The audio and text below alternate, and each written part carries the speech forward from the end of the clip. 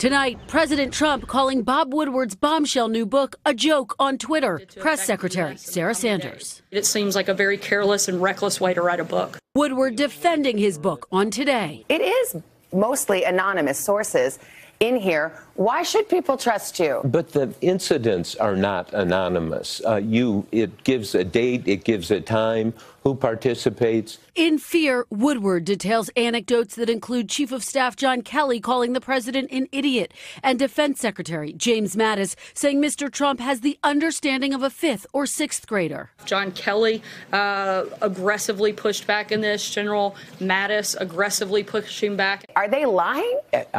They are not telling the truth. Woodward's book echoes that scathing anonymous op-ed in the New York Times, with a top Trump official saying they at times work against the president for the good of the country. More than 24 officials have denied writing it. So will they have to take a lie detector test? No lie detectors are being used or talked about or looked at as a possibility. And the White House is trying to crack down on leaks, rolling out a new policy that prevents staffers from taking their phones anywhere near the Situation Room. Hey, NBC News fans, thanks for checking out our YouTube channel. Subscribe by clicking on that button down here and click on any of the videos over here to watch the latest interviews, show highlights, and digital exclusives.